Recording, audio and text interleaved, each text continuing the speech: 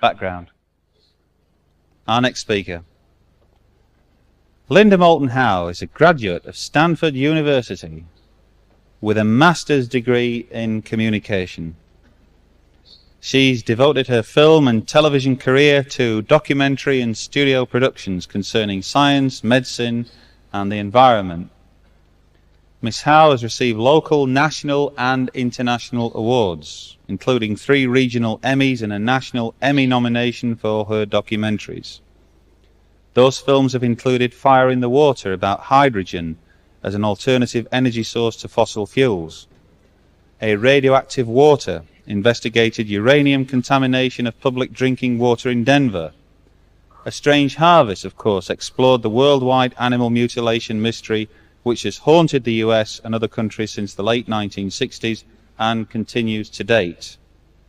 In 1989, she authored and published a hardcover book entitled An Alien Harvest. She was also director of international programming for Earthbeat, an environmental series broadcast on Turner's WTBS Superstation, Atlanta, Georgia. Her television productions in 1990 included the creation of a 2-hour special, Earth Mysteries, Alien Life Forms, in association with WATL Fox, Atlanta, and a documentary, The Pressure of Fact, about international child survival efforts for UNICEF in New York. In 1991, she was contracted with Paramount Studios as supervising producer and original concept creator for an hour special based on her Earth Mysteries program. And that hour, UFO report Sightings, was broadcast on October the 18th, 1991 and January the 25th, 1992, and led to the Sightings series on the Fox network. In 1992, Linda was voted the International MUFON Award, honoring her contributions to advancing understanding of the complex alien life form phenomena. She helped coordinate 1992 scientific investigation of the crop circle mystery in England, and has distributed a documentary investigation, Crop Circle Communique, in association with Circle Vision England. Linda continues to write, produce, and speak at national and international conferences and symposiums, including NASA's Goddard Space Flight Center, and to produce reports for television and radio, including news for the nationally syndicated radio program Dreamland. She has been interviewed on The Other Side, NBC, Larry King Live Special, Montel Williams TV show, and other national and international media. Her new book, Glimpses of Other Realities, Volume 1, Facts and Eyewitnesses, was released in March 1994, and a new documentary investigation, Strange Harvest 1993, was released in July 1994. In January 1995, she joined the Electronic University faculty of America's Online Institute for the Study of Contact with Non-Human Intelligence, ISCNI.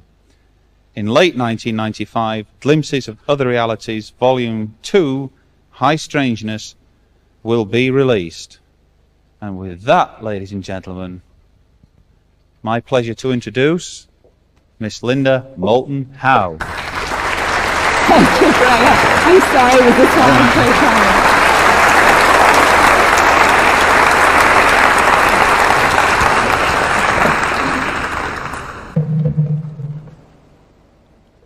First, let's check and make sure that sound is working. It sounds like that it is. We had the problem of having to change United States slide tray over to an English slide tray, and that's what we have been doing madly backstage. One thing I'd like to do is to pick up with where Graham was talking about this whole issue of how much could be truth, how much disinformation, and how intelligence offices have for decades refined the technique of being able to bury real material inside of disinformation, or material that they think will buy more time in this policy of silence that our government in the United States, at least, and I think the English government, has put on this whole subject of contact with another intelligence. And to that end, before I go into my formal presentations, I would like to share with you some of the contradictory and confusing statements that have come to me just over the last 4 months, beginning approximately 3 months ago on email, I received an email that said, "I owe you one." The writer was supposed to be one of the people that I crossed paths with back in '83 to '84 when I was working on that HBO project, and had all of those various encounters at Kirtland Air Force Base and with others describing also crash disks and retrievals of alien beings alive or dead. And in this email, approximately 3 months ago, it said, "I want to caution you on the Ray Santilli alleged Roswell footage. It is my understanding, even though I cannot prove, that this was a production by the Central Intelligence Agency in Brazil in the early 1970s as a backup to deflect Soviet interest in what the United States government had on retrieved craft and aliens and beings." The plot gets thicker every time we turn around, because if the government of the United States has been in fact creating hoaxed autopsy footage in other countries in order to slip it to the Soviet Union, the levels of disinformation and the Machiavellian labyrinth of intelligence and counterintelligence that now surrounds this field is becoming mind-boggling. But at the core of it is what I'm going to try to describe today are the facts in physical traces that I and others have been investigating. Myself now, this is starting my 16th year as a television producer and a writer and a documentary filmmaker, having worked on many other subjects dealing with science, medicine, and the environment over the last 16 years. But when you have walked the path that I have, and when you have heard what I have heard off the record concerning military and intelligence contacts with a non-human intelligence, and when you get into a story as difficult and strange as the animal mutilation mystery that led to the abduction syndrome that involved circles in pastures and grass and does to date, and then you have the eyewitness testimony that links something that is described as non-human to crafts that can put beams down around animals and lift them into something in the sky in front of ranchers and people who have told me this in now half a dozen cases, but are terrified of human ridicule if they should come forward and address it publicly, with the exception of one man named Dwayne McKnight from Oregon, and I will show you a brief excerpt today from his statement concerning animals rising in beams of light. Stitched together, not any one aspect so far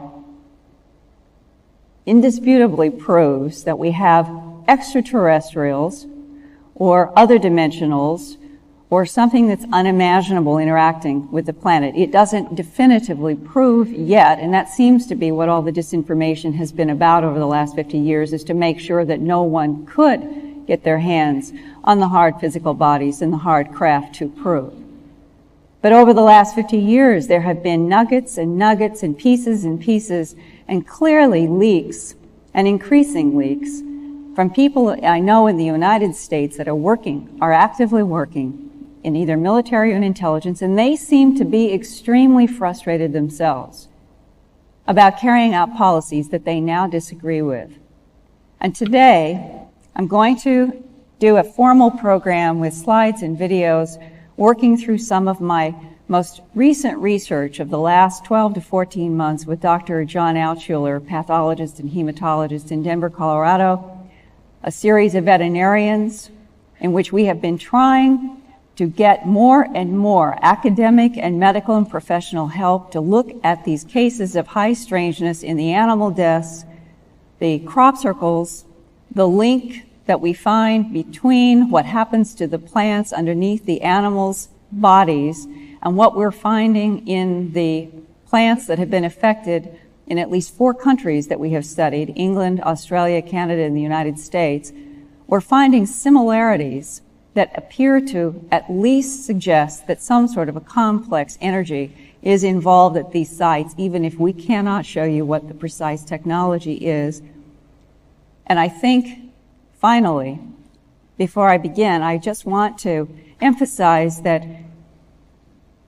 if there was one eyewitness to the murders of those two people that have now become known as the O.J. Simpson trial in the United States, the last year would have been very different. One eyewitness in a court of law can bring a conviction. We're now 50 years and counting since the stories of quote-unquote flying saucers and the alleged crash of a flying saucer at Roswell Army Air Force Base, or near there, specifically Corona, began emerging in newspaper files. And in those 50 years, we have seen this constant emergence of disinformation on one side, but increasing eyewitness testimony. And yet, as the eyewitness testimony has mounted, it has also taken on a strange position of being able to be ridiculed, and that humans, I think, are more afraid of their fellow humans than they are of almost anything else. And that is one of the big stumbling blocks, is trying to now provide a space in which academics and the general public will feel comfortable in being able to be involved in what may be the greatest story not only of this century but of all centuries, and that is finally coming face to face with the fact that some kind of non-human intelligence has been interacting with our planet for a very long time. And as we begin now, I'm going to start with the part that I personally have been trying to stress in my work, which is physical evidence, hard physical evidence that we can pick up, that we can handle, that we can analyze, combined with the eyewitness testimony that I think we should give much more credence to. Now, if what you're looking at on the screen was a photograph taken 1 year ago on July 13th, 1994, it is a 150-foot long formation found in a wheat field near Windsor, Ontario, Canada.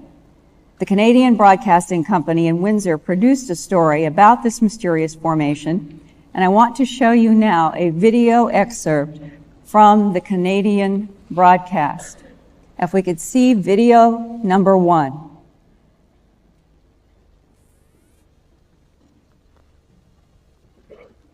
Notice a large, unusual pattern in the wheat. Whoever did it did a really nice job. Come on, Daddy! From the air, a very distinct pattern of carefully knocked down wheat is obvious. It's about 50 meters long at its widest point, with a straight line connecting a pair of double circles. It's similar to patterns found in England 3 years ago. Those crop circles were eventually proved to be a prank. Here, the jury's still out. Sure it wasn't a chopper? No, it wouldn't be a chopper. UFO? Possibly. I think it's from up there somewhere. They're going to put up a sign there, aliens welcome. I think, people are just fooling around. So for the first time, there's a sense of festivity here in the wheat field as people debate the options, but there is one other unanswered question. How do you explain the dead rat? Smack in the middle of one of the smallest circles is a very dead rat. Police have no theories. No, nothing. At least 20 similar cases of circle patterns in crops have been found around the world and in Canada during the last 15 years. And as in this case as well, it's the precision and symmetry that causes the most mystery. How, in the darkness, were they able to come up with a pattern that's pretty doggone precise? How could they do that in the dark? It's I don't understand. There are no answers here today, just plenty to think about. Kim Christie, CBC News, Essex County. The laser pointer. That's the end of that photo. I'm trying to get the technology worked out here because I am going to need to show a laser pointer. Do I push this one? Okay, now we got it worked out. Okay, thanks.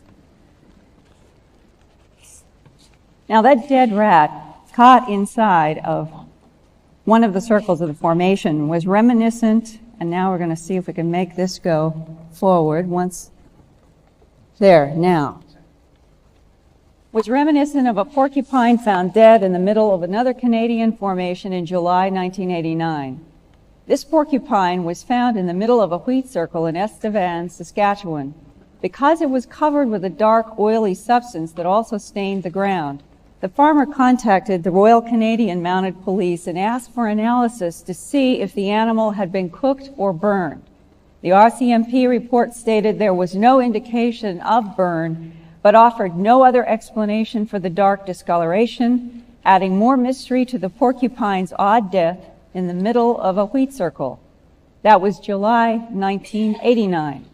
3 years later, on August 29, 1992, farmer Joe Rennick of Milestone, Saskatchewan, found a circle in his wheat field with a dead porcupine flattened like a cartoon character right in the middle of it. The soil under the flattened porcupine in the wheat circle, and this is his quote, was hard as cement, like someone put it inside an oven and baked it, unquote, in contrast to the wet clay soil outside the circle. Scanning electron microscope images of wheat seeds found under the porcupine were found to be shrunken and shriveled, as you can see right here. This is a normal seed, and you can see how smooth these two are. These were seeds that were found underneath the area where the porcupine had been found. This was a classic case also of the farmer. The first thing he did was throw the porcupine away. Then he contacted people to come and look at the circle. People are very uncomfortable with these animals. I've run into that problem even with ranchers. They will call up somebody immediately to drag away a mutilated animal. Then they will call to say maybe that they had a mutilation on their ranch. In this case, we lost the opportunity to do any kind of analysis on that porcupine, but we do have an interesting story that suggests a pattern that we have found in several other areas, including 4 countries where there have been crop circle formations, and in some of the cases that I and Dr. Altschuler and others have been studying concerning mutilated animals found either in circles in pasture grass or near areas where there have been circles. One of those cases took place on June 21st, 1994, in Garnett, Kansas. What made this case especially interesting is that this wheat field that has this irregular downed wheat area that had oval patterns to it was found not far from where a heifer was laying dead and mutilated, the second mutilation on the farm in 2 months. And the heifer was lying in a half circle of downed pasture grass. The owner, Dennis Claiborne, told me that prior to finding the heifer dead with the strange bloodless excisions, that he had been hearing the sounds of helicopters at night coming from the direction of this wheat field, but that he never saw anything, no structure, no lights, just the sounds of helicopters. I asked his wife, I talked with her about it. She said that she had heard the sounds of this helicopter too. They assumed that somebody was flying low over their wheat fields, but they could never see any lights. So when he and an investigator named Ray Jagoda, who was helping me to gather samples from the wheat field and from the circle where the cow was lying, went there, they both discussed the fact that maybe that there was helicopter downdraft that had produced these ovals in this wheat field and maybe had something to do with the mutilation of this heifer. Well, when Dr. Levengood, W.C. Levengood, a biophysicist in Michigan who has been working now on starting with crop circle formations 5 years ago, and in the past 12 months has ended up helping us on samples that we have gathered from very unusual animal deaths in the United States, when he examined the plants collected from inside these ovals and from the grass half circle that the heifer was found lying in, and compared them to normal plants collected from far outside the oval, he was amazed to see the severity of the changes in the growth nodes. We're now talking and looking at plants taken from the wheat in that oval.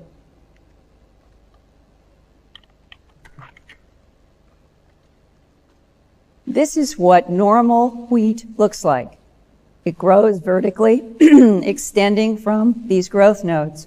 And for those who may not be familiar, the best example I can give to make these photos a little more clear, and I'll go back to the one that is the reorientation that we have been finding now for 5 years, different countries in these formations. If you take a wheat plant, and this is the ground, and these are the seeds, there are growth nodes. On wheat, for example, there are usually 4, and they're numbered from, excuse me, from Dr. Levengood's point of view. He goes 1, 2, 3, 4. The cells themselves, in terms of thickness and sturdiness, differ as you come up the plant. What he has found, and what you're looking at here, is a chronic change in the formation plants and what we have found underneath the animals, in which this upper node is extended, this node is extended, reoriented, meaning the cells themselves have changed the direction of growth. And inside some of these, and we found them now in many cases, I need the 6 fingers of our Roswell friend. Here it is growing normally. This next may be clear. It's difficult when you see these plants, it's much clearer, but I'll go to the one that I think is the most obvious to you out there. This is what is now we're calling an expulsion. It's a literal hole that is burst out of the growth nodes that are lower. We found a consistent pattern as you come down toward the soil, where the actual cellular tissue of the plant's growth node is thicker and firmer. These are not stretching and reorienting. These are literally exploding outward. Some of them have exploded so dramatically outward that all the internal tissue has literally burst out, and there's a big hole in there.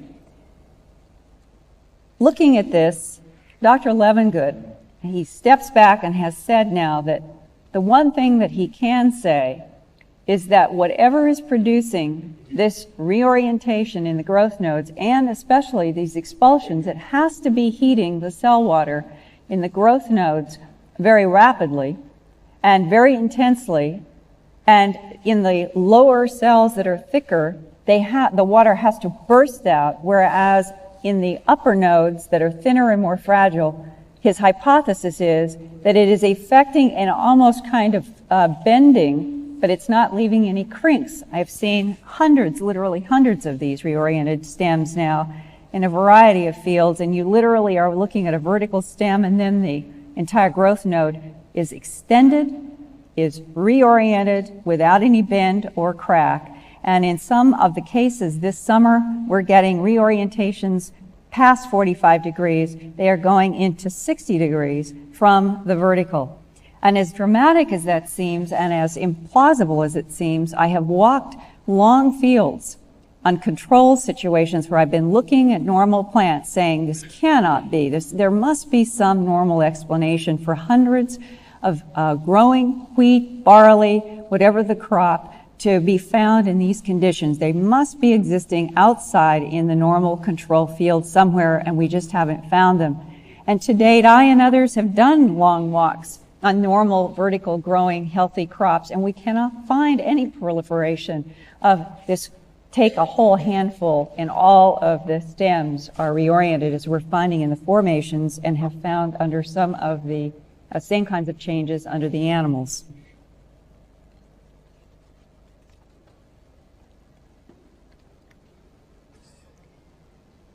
Normal again. For decades, since at least the early 1970s, mutilated animals have been found inside circles in grass or pastures. A mutilated heifer was found in the middle of one of these circles in Minnesota in 1974. But in most cases, circles associated with animal mutilations kill the grass and plants, sometimes for as long as 2 years or more, a significant difference from the crop circle mystery, in which the cereal crops continue to grow and are even harvested. One of the things to keep in mind, though, is that in the Canadian situation, where they found the porcupine at the center of that downed wheat there, flattened, as if some sort of an energy force had flattened the porcupine, the farmer talked about the cement character of the soil underneath where the circle was, but was dramatically impressed by the fact that his shoes were completely caked with wet mud immediately at the edge of the cement dry circle. That is more consistent with my files over the last 16 years of cases that we have studied concerning animal mutilations tied to circles in ground. I would say that the majority of those cases, the ground is found very, very hard and cement-like and caked.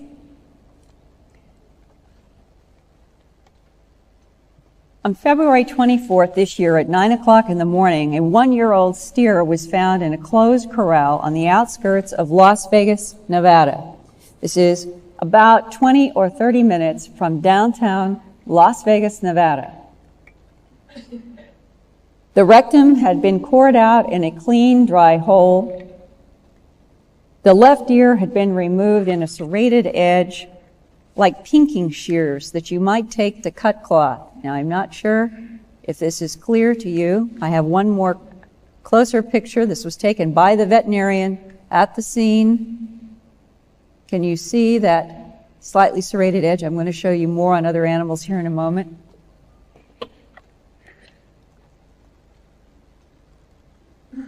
We'll come to that in a second. This serrated edge is something that has been reported since the 70s in law enforcement files. I myself have dealt with cases, and what I'd like to do is to show you now a brief video excerpt from my latest documentary, Strange Harvest 1993, and some events in Alabama and their comparisons to some of the historic files on these serrated edges in previous years. If we could have videotape number 2.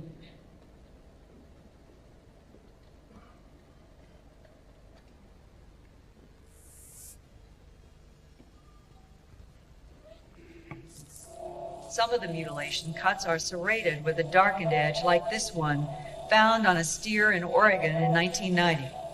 This notched edge is similar to one from a 1975 mutilation in Montana. No pathology study was done back then, but in 1990, the Oregon State Diagnostic Laboratory concluded the notched edge does exhibit a heat-induced incision. It is not possible to tell whether this lesion was caused by a laser. More audio volume. Pathology studies also confirmed that this serrated edge was cut with high heat. This is 1993 tissue from a male calf found in Crossville, Alabama, and examined by Fife, Alabama police officer Ted Oliphant. You can see the stepped and notched incision, almost like stairs with notches on them, along the edge of this wound. Clearly, this could not have been done by coyotes. And I'll turn the tissue sample around so you can get another look at it. You can clearly see the stepped, notched incision on this tissue. Okay, that's enough. On that video, we can close. There have been many other cases with this strange serrated edge. Interestingly, some are found with evidence of high heat and some are not. Now, we'll discuss that a little bit more, meaning that the excisions have been cut with something hot enough to literally cause laked hemoglobin and other changes in the collagen that could only be associated with high heat attached to the tissue. Now, in addition to the ear cut off with a serrated edge in this Las Vegas case, a veterinarian, Dr. Garth Lamb, did an internal examination of the steer in the corral at approximately 9 o'clock in the morning, soon after the owners found the steer. And keep in mind, I've met and talked with these people. I have been at this location. It is a very high-end, wealthy section of Las Vegas where people have 10 or 12 or 15 acres. Many of them raise horses. They have the cattle to train the horses. This was a large house. It had a fenced corral behind the house, and the entire property is completely lined with high painted, very, very well made white fences. It is a completely and totally enclosed property. And in the evening before February 24th, the steer was fine. The entire event took place approximately 300 feet from the back door of their house. But none of their dogs barked. None of the dogs barked. There was nothing that night that led them to even have any hint that something dramatic was happening in the corral outside the home until they got up in the morning and found this steer. Now what I'd like to show you is a very puzzled veterinarian who's being caught on videotape for real as he examines this steer. And as the video begins, you will hear him trying to say, "You did say this is a steer, isn't it?" Because he can find no penile tissue. Let's have the next video. And don't worry, it is not gross. I've taken those parts out mostly.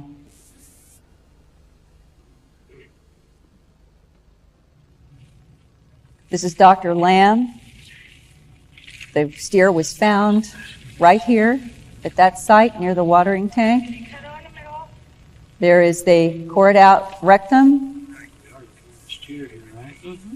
We are looking at a steer here, aren't we? Explain to me where this penis went. I think we need more volume.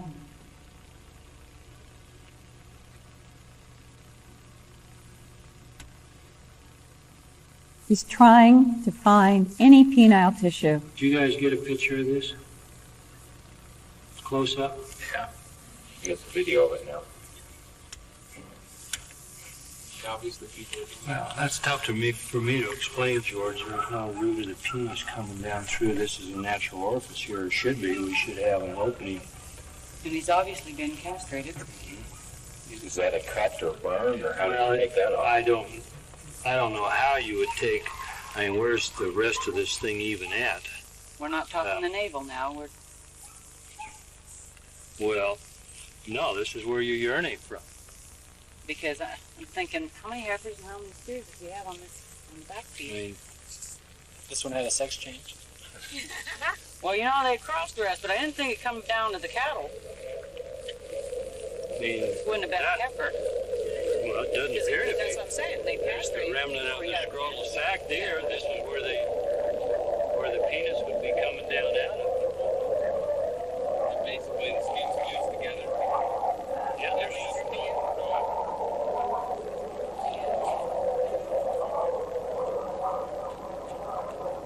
Well, this is very strange. I mean, here's the urethra that I cut in half here that's going through up here, continues on back through here, runs up to the pubis, back to the bladder. We got urethra running up to where the penis would be, and there's nothing there. There's no penis on this thing. Okay. And can the technicians up there maybe increase the volume on the videos? It seems like it's low. Now, not only was Dr. Lamb puzzled by the fact that he could not find any penile tissue in an animal that, according to the owners, was alive and well the night before and was a steer and should have had some kind of an opening going into the belly. And as he told me when he got there, it was as if the tissue in the belly of the animal was literally and totally sealed. And he had to cut it open to do the necropsy looking for the penile tissue. This, you will hear, has relevant to several cases that we studied last year in which penile tissue was also missing in the abdomen of male animals without an excision on the surface. But in addition to this puzzle, Dr. Lamb could not understand what could have caused the death of this animal if it was alive and well the night before and appeared healthy upon his necropsy examination in the corral. What could have killed it? So he asked the owners if he could sever the head, because it's easier to transport a head than the body, back to his office to take an x-ray of the head to see if he could find any evidence of a metal projectile, bullet or otherwise, that may have gone into the brain, suddenly killing the animal. When he x-rayed, he was stunned again to find that there was a 1.5 by, I believe, 2.5 inch, I'm talking in inches, section of skull bone had been removed back here, had a very smooth jello-like surface to the cut, and he put a penny out here to show what metal would have looked like in an X-ray if he had found it. There are intense areas sometimes in bone that probably you'd say that the intensity was similar, but in terms of looking for an object that should have showed up on X-ray that would be an anomalous projectile, he could not find any, and then he found this excision of skull bone. Not knowing what instrument removed the section of skull bone so smoothly, Dr. Lamb and Dr. Altschuler sent the skull, or a section of this skull, to an MRI, which is magnetic resonance specialist in California for examination. The specialist, who at this point prefers not to be identified, used magnetic resonance imaging to examine the bone. The goal was to search for metal fragments which might have remained as residue from an instrument such as a bone saw, which is right now, from every veterinarian that we've talked to, is the only way they know that you could excise a reasonably sized chunk of skull bone from a cow. However, the specialist found no metal filings, and the mode of excision of this section of bone from this animal remains a mystery to date. And I think for those of you thinking back to where the ear was removed, it was above and to the forward front of the head, whereas the excision of the skull bone itself was toward the back of the skull. So even though there was a hole there, and we've all talked about it, maybe there was some way to go into the place where the ear had been excised and somehow get something in there. The veterinarians have said, but the angle on which you would have to go to get out a segment, a complete segment of the skull bone, and then leave a smooth, glassy surface, which is what they all agreed was there, was not like any instrument that they knew that they had cut bone with, because bone saws leave a very familiar sort of surface striation. Dr. John Altschuler also examined tissue sampled from the ear and the rectum of the Nevada steer, and in this case, he did not find any evidence of heat at the excision lines, but he did conclude that the cuts had definitely been made with some kind of a sharp instrument. This was not a case of predation. And in Chacon, New Mexico, about 30 miles from Eagle's Nest, which is in the northern, central, and the slightly northeastern section of New Mexico, an unidentified flying object was seen the weekend of September 10th. Chacon is very rural, has only a few hundred farm residents who depend on each other to survive. They watch their pastures, the mountains, and the sky for any signs of trouble and report it to each other. Around September 11th, a couple of people reported seeing an object moving in the night sky that, and this was the quote, I talked with the postmistress in that tiny little town. She said they came in and said, last night we saw something that looked like a house with lighted windows flying low over the house toward pastures. Chacon is at the base of mountain canyons that rise to about 9,000 to 10,000 foot peaks up in here. This is like when they talk about a canyon, don't think of a rocky canyon. These are, in that part of the country, these are canyons. And this one, known as Lujan, goes up to 9,500 feet. I've been to the top to see a mutilated calf and an elk up there. On September 13th, 1994, at the base of Lujan Canyon, 2 days after the UFO sighting, a cow was found dead and mutilated. Its tongue had been removed deep within the throat, down to the larynx, according to the veterinarian who looked at it, and a neat circle of hide had been removed around the front jaws.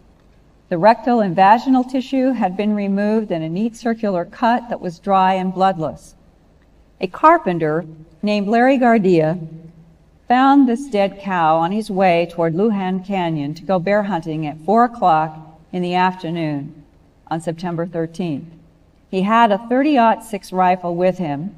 As he came to a chain link fence that he was going to have to go through a gate to get on the other side of the private property on which he was working to remodel a house and to go on up Lujan Canyon. This entire area is used as pasture for cows in a kind of scrub oak situation where there are a lot of trees and grass and then open areas. In this, I'm now going to play for you a segment of an interview that I did with him last September, about a month ago, of what it was that he heard and saw when he came to this chain link fence and saw this animal.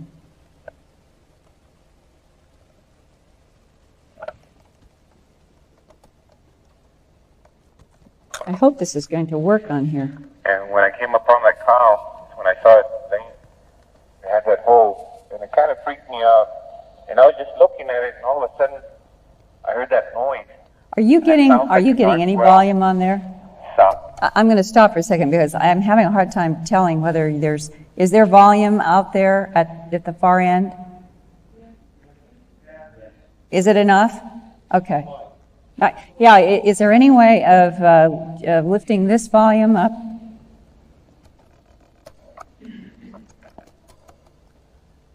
Testing, 1, 2, 3. If there is, we'll try it again.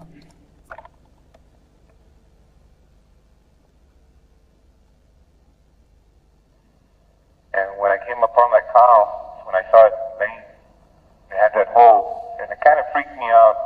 And I was just looking at it, and all of a sudden, I heard that noise. It sounds like an arc weld sound. It goes, or something like that. But to me, it sounded like an arc weld. Is this one on? And that's what the first thing that came into my mind in those few seconds. Now, it just came into my mind. I'm going to start. I think I think what I have to do is we'll get this worked out. We'll persist as we have to do in this entire phenomenon. And when I came upon that cow, when I saw it laying, it had that hole, and it kind of freaked me out. And I was just looking at it, and all of a sudden, I heard that noise. It sounds like an arc weld sound. It goes, or something like that. But to me, it sounded like an arc weld. And that's what the first thing that came into my mind in those few seconds. It just came into my mind about that noise. And all at the same time, everything like happened so quick, I mean, when I heard that noise, then all of a sudden I heard the cows that I had passed. When I was coming up the canyon, I had passed those cows. There's quite a few cows. And I looked back because I heard the running of the steps. And I turned around and I saw them all running the opposite direction. So when I turned, in those few seconds, I turned back to look at to hear, or to look towards where the sound was coming from.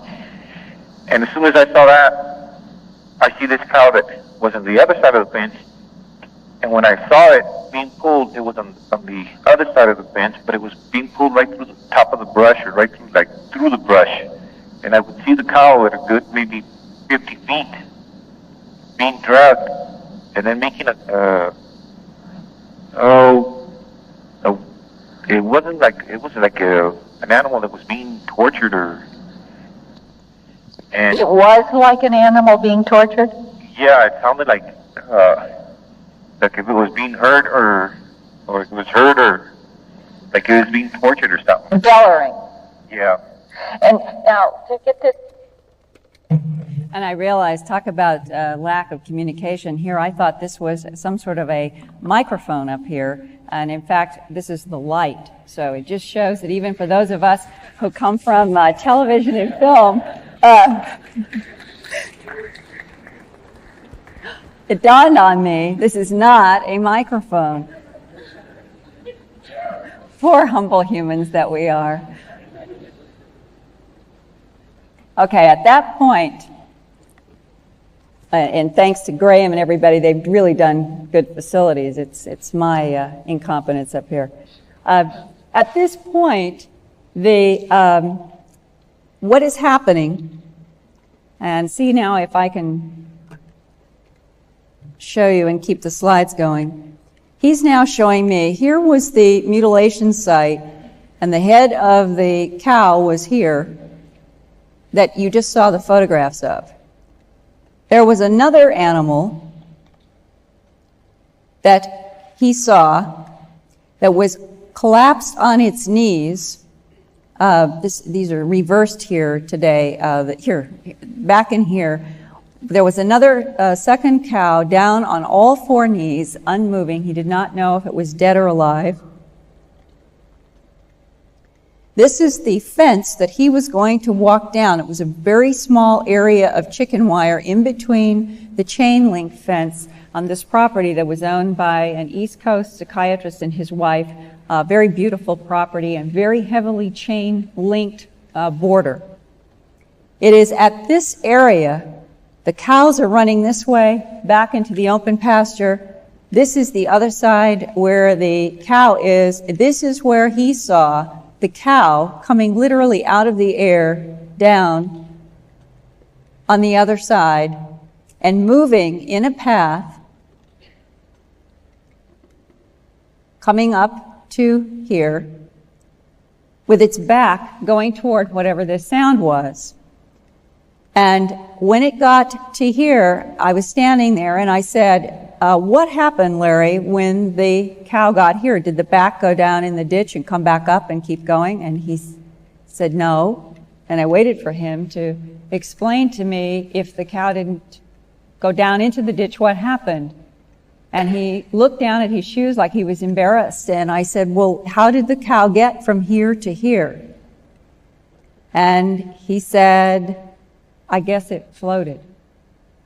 And people don't want to utter these statements. I've encountered this many times. They have a hard time even with what they saw with their own eyes. When we discussed it in detail, he said the back of the cow just moved very smoothly, never went down to this side, and continued on up into an area where there was an abandoned cabin on one side and an outhouse on the other. He knew and could see those markers. The cow was going right up around and disappeared right in here. While it was approximately here, he said for reasons he doesn't know to this day, he raised his .30-06 and he shot at where he thought the sound was coming from, somewhere right here at treetop level. Then his mind as a hunter, he recalculated, refined his aim, and he went up here in the sky. He said when he shot up here, everything was silent. And for the first time, he felt terrified because now he had somebody's attention. And he was very afraid of what would happen to him. So he turned around, ran 15 minutes back to the house where he was working on the carpentry, called the sheriff, called the owner of these cows, who was a man about a half a mile away who was pasturing in this ranch. And he ran back. It took him about 30 to 40 minutes. And when he got back to the scene, the cow with the excisions was still there, but the cow that had been on its knees at the log was missing. And the sheriff and the deputies and the owner and other ranchers fanned out into Lujan Canyon, and they searched for 2.5 hours. And they never found the cow that had been moving on its side with its back toward whatever this odd sound was. And I talked with the owner who said that in fact, on September 13th, 2 of his cows disappeared from that pasture and were never returned. They were never found. And this remains one of those high strangeness cases that is important because when we examined the grass from underneath, the head, the belly, the rectal area, and along that path, I took many samples. Dr. Levengood even called me and said, I have very consistent changes at what he describes as the mitochondria level in the cells where respiration in cell activity and metabolism takes place, that he's been finding in the crop circle formations. And in this particular story, the highest change was at the location 3 feet in front of the gate where he had seen the cow coming down out of the air onto that path, which may mean that there was more energy being applied by some technology that was in the process of lifting the weight of that cow and putting it down. We don't know. That's purely speculative. But it was interesting that it was that spot that he found the greatest changes at the cell level. The second greatest change was where the head was in the mutilated animal.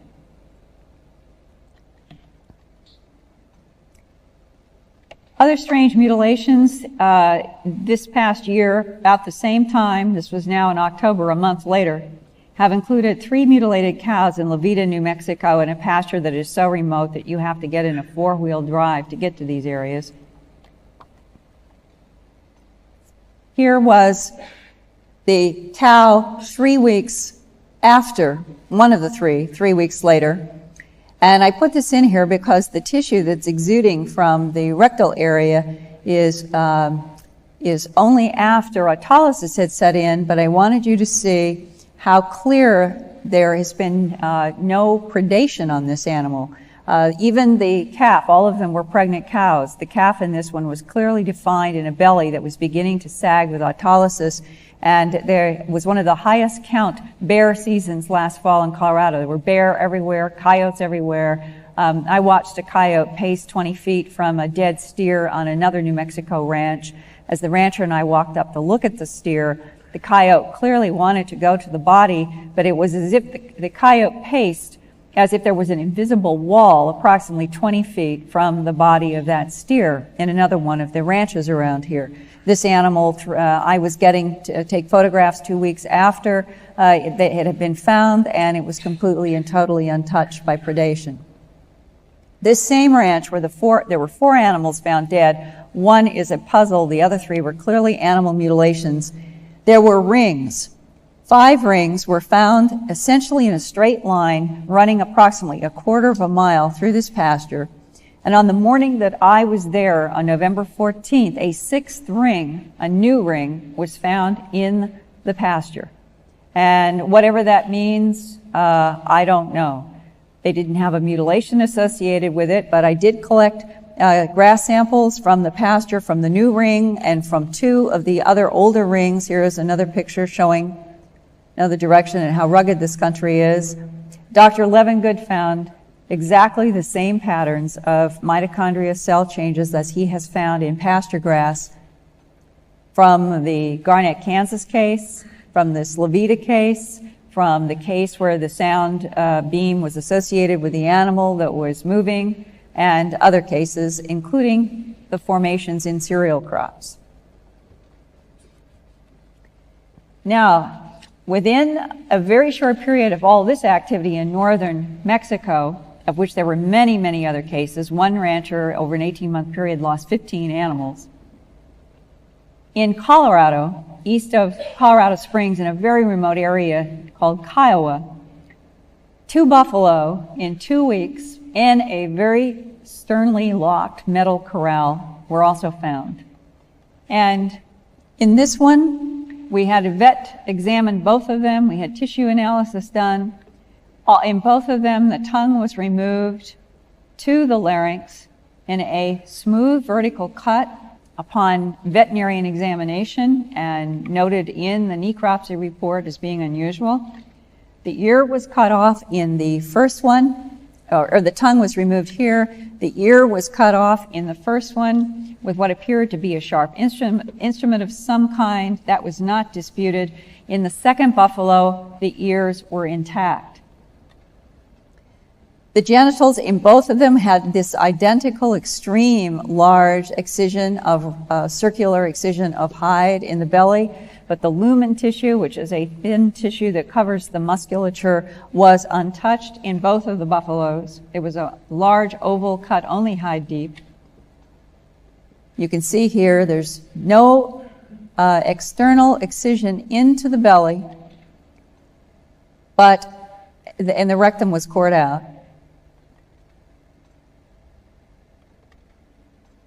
But when a veterinarian, this is the veterinarian in the second case, the vet in the first case found the identical situation. All the penile tissue had been removed to within 4 inches of the urethra. In this case, testicles had been removed along with the penile tissue. Everything had been removed from the external abdomen and into the belly except for 4 inches.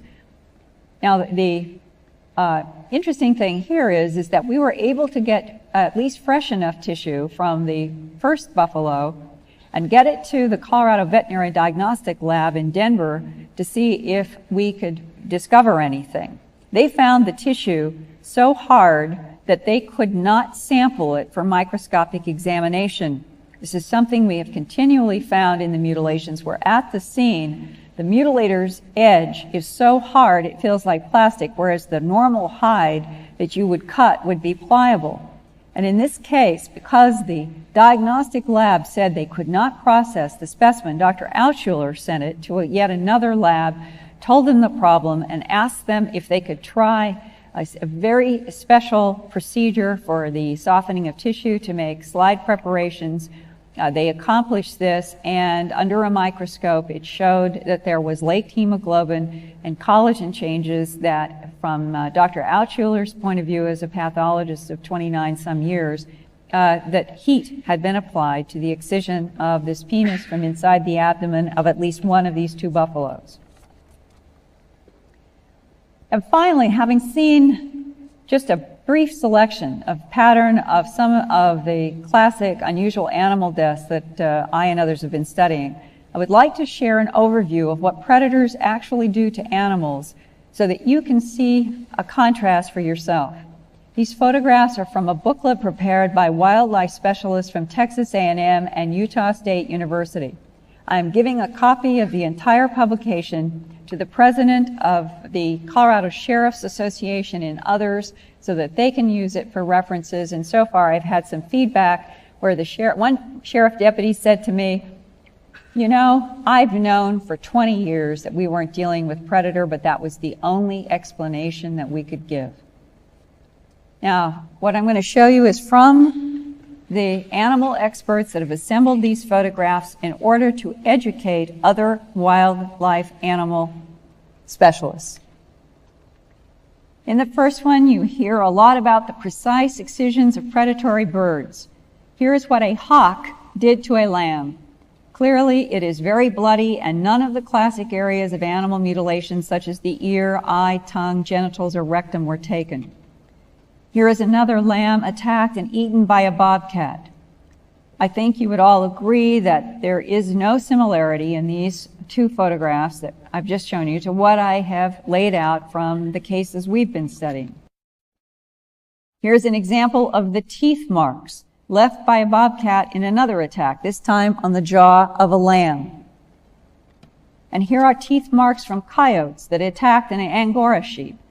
I have seen dozens of mutilated animals and literally maybe now 600 photographs, 700 photographs that I have in my files of mutilations, and there is not one that has any teeth marks in the unusual animal deaths that I have just described.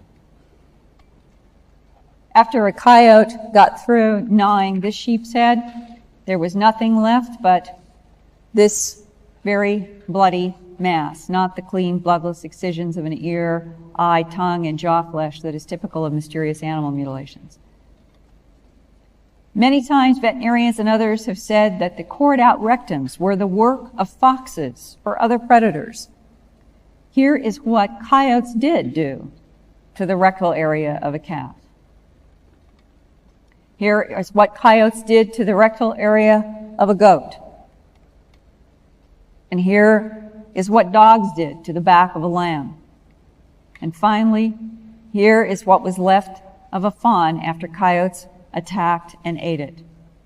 And what I'd like to do now, before I segue into another, what I think is possibly important area and germane to considerations on these discussions of crash retrievals and discs, I'd like to give you another overview that goes back to the 70s upward, or actually 67 upward, of classic unusual animal deaths referred to by sheriffs and law enforcement and others as animal mutilations. If we could have the next video excerpt, please.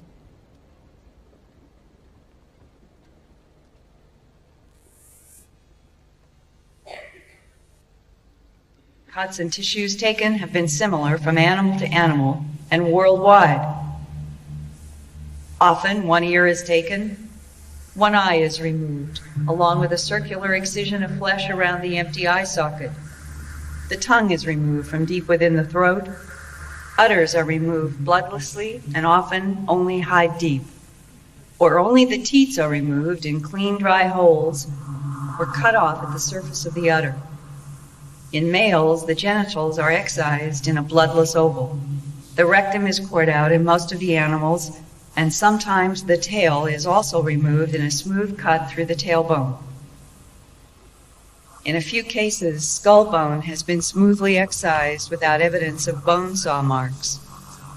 Veterinarians have also discovered internal organs surgically removed, such as the trachea and esophagus in this Nebraska cow. Other reported missing internal organs have included the heart, lungs, bladder, uterus, vagina, and penis. Stories about strange animal deaths began in the 1960s. In September 1967, the story went worldwide when an Appaloosa mare in the San Luis Valley of southern Colorado was found dead and stripped of flesh from the neck up. All the internal chest organs had been surgically removed, and under a microscope, the hemoglobin was cooked, implying high heat had been used to cut the tissue. Strange lights had been seen then also, and residents wondered if UFOs had something to do with the horse's unusual death. Okay, we can stop that video there. It's possible that what's happening in these highly strange animal deaths relates to what a rancher saw in Sand Springs, Oregon, east of Bend in the late 1980s. And I want to show you this brief excerpt from the one person who has been willing to at least go on the record in terms of an audio excerpt, not video, so that you can hear in his own words his experience. If we could have the next video, please.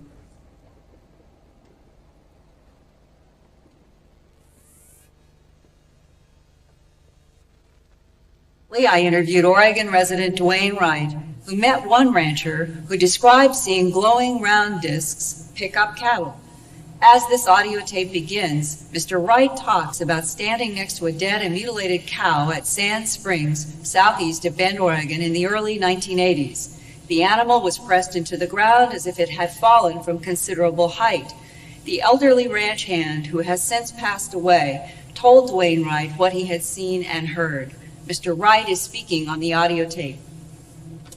And he said they came at night. The cattle were just drawn up. They floated right up off the ground. He'd seen it happen.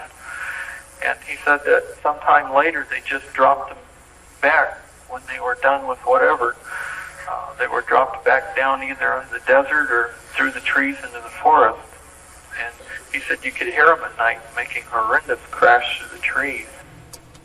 Okay, we can end that video.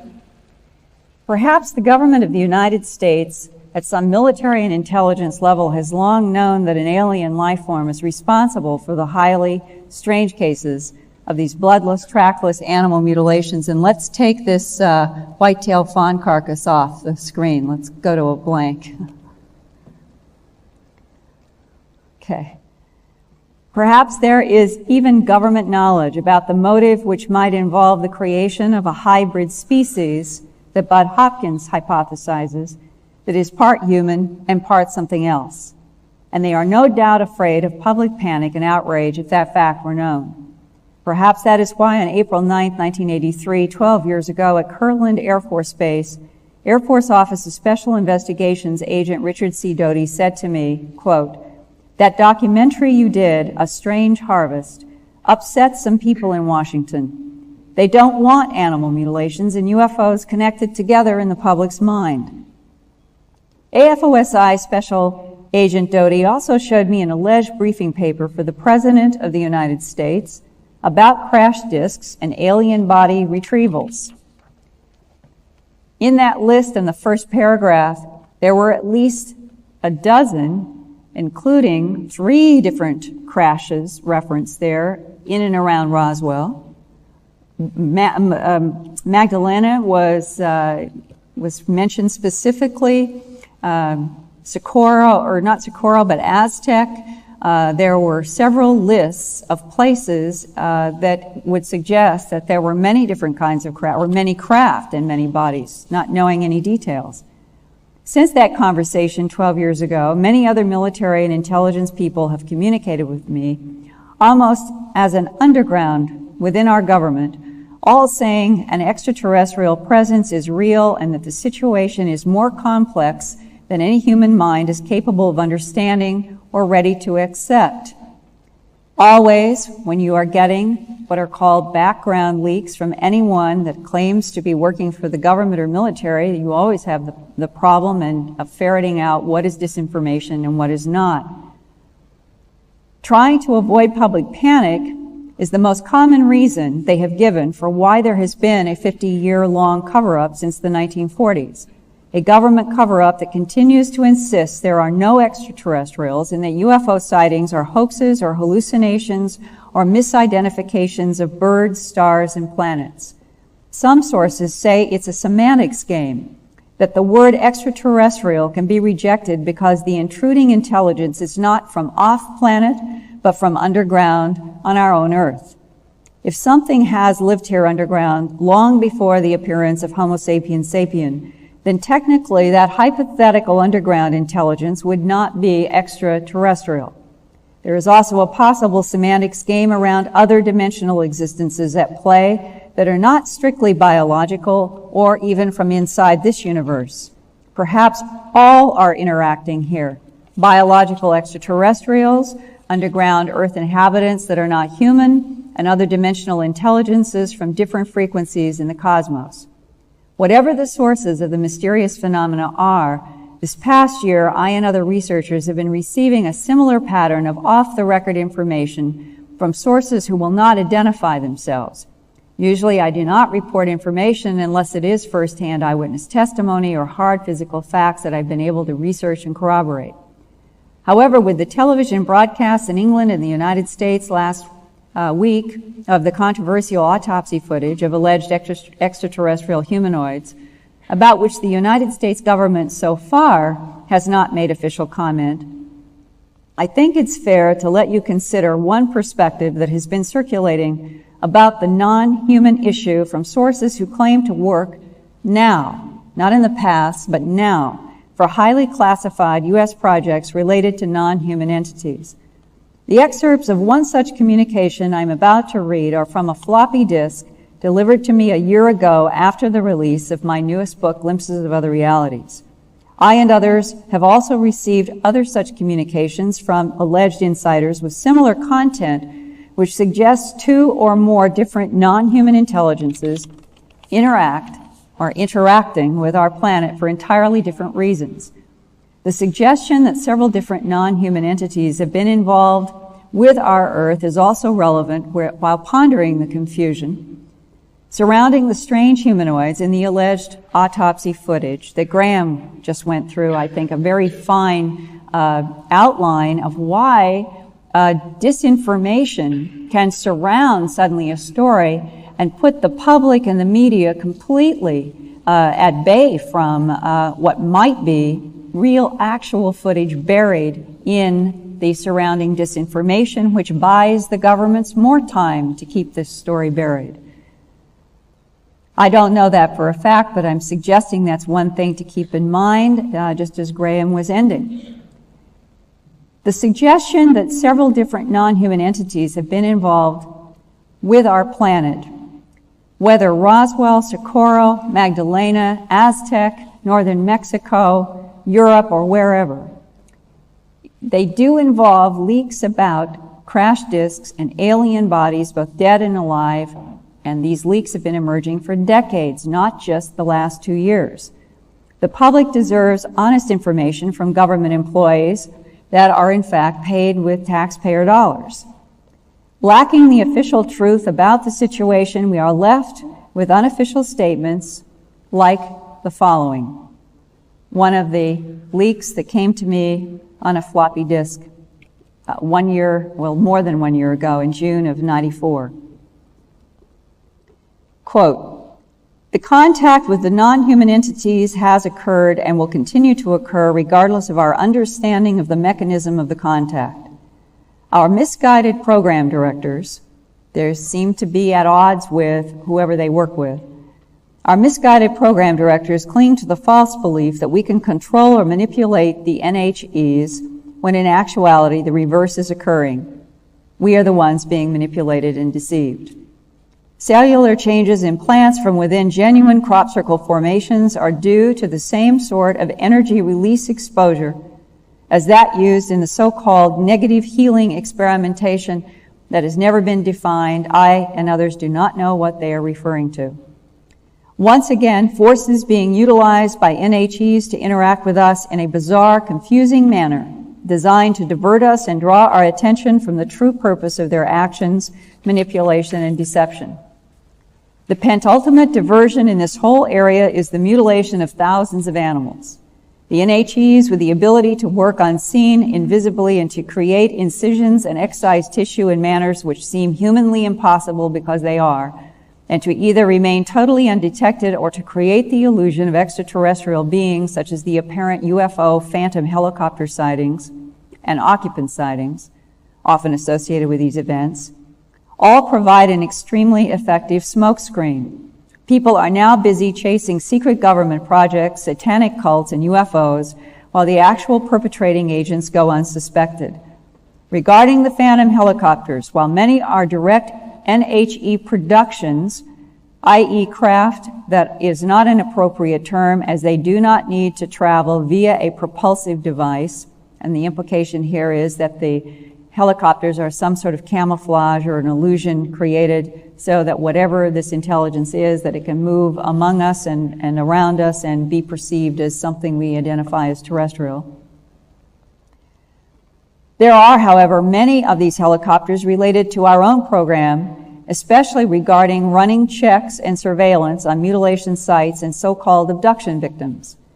The comment left on your telephone answering machine, referenced on page 194 of your book, Glimpses of Other Realities, and that is referring to a message on my answering machine that was left there right after I had produced UFO report sightings for Fox and Paramount, and I was out of town when the premiere was on in the United States, and when I got back, there was this strange message that referred to some of the material we had put in the United States program, and basically said that what we were dealing with was not hundreds of years in advance, but was thousands or millions of years in advance. That the voice said that as far as they were concerned, no harm was intended to humanity, but that the real purpose for their being here was something that humanity in its current mental and social state could not handle. These writers say, the comment left on your telephone answering machine may very well have been made by someone within the government hierarchy who has been convincingly fed the false ET scenario propagated as disinformation by those who are in charge of the NHE projects. Many variations of this exist, and all who are privy to a particular variation are convinced that they have the answer. With our society as it is now, the core truth of the situation is such that the public really could not handle it. The ultimate diversionary tactic up to this point is the UFO abduction scenario. The concept that these events are the result of extraterrestrial beings is a masterful piece of disinformation to divert attention away from the real source of the NHEs. Our information as to the true nature of these events does not negate the possibility of extraterrestrial life. But the causal source of the UFO and UFO abduction phenomena is not extraterrestrial. The so-called Roswell crash of 1947 did indeed occur, and debris of a non-earthly type was found, as were non-human bodies. Although in our position we cannot speak with authority, we believe that there is a basis in truth for Bob Lazar's story of government-held craft. However, the origin is not extraterrestrial. The NHEs being dealt with in our psi weapons development and who are apparently allowing themselves to be used for a time are neither benevolent nor neutral. It was our feeling that very few could understand or accept this. Your comments and thoughts and glimpses of other realities concerning ancient civilizations and their contacts with the NHEs need to be considered in light of the bigger picture of the deception of mankind as a whole. If this grand deception is taking the course it seems to be, then it makes complete sense to analyze the false gods of ancient civilizations in light of the current level of deception. It is only logical that given their non-human, other-dimensional nature, the NHEs would be able to foresee the need to establish a foundation base the facts of which could be twisted or distorted by the fog of antiquity and forgotten cultural distinctives to seemingly establish themselves as the bringers of all good things to humanity. Explore Jacques Vallée's Passport to Magonia again for more close parallels between the fairy manifestation of the NHEs and current events.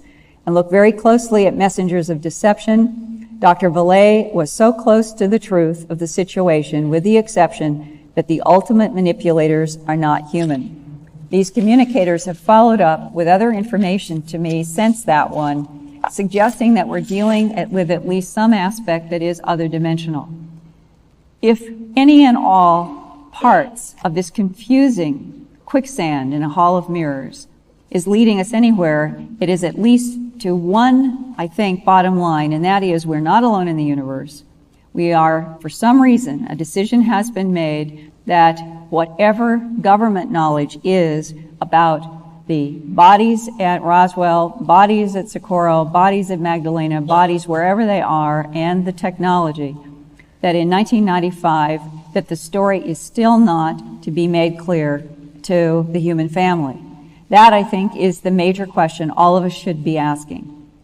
Regardless of what the leaks say, and they swing from everything from transformational to this suggesting that there is a problem with something, whatever the leaks are, there is the fundamental aspect of everything that all of us here are driving toward, and that is, what is the truth about contact with something that appears to be non-human, regardless of where it comes from, and what does it want, and why do physical traces seem to swing from the very beautiful crop formations, possibly, to the repulsive animal mutilations, to the very strange and sometimes terrifying human abductions.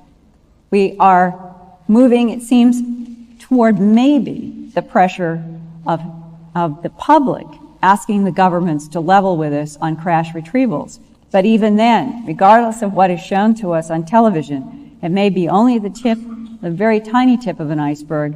And I'm here today trying to just share with you some of the complex and larger possibilities in which to look at what the Santilli story, where it evolves, and there may be more film that will be released, and we still are left with where is the truth in all of this, and why have governments chosen policies of silence? And I thank you for being here in Leeds.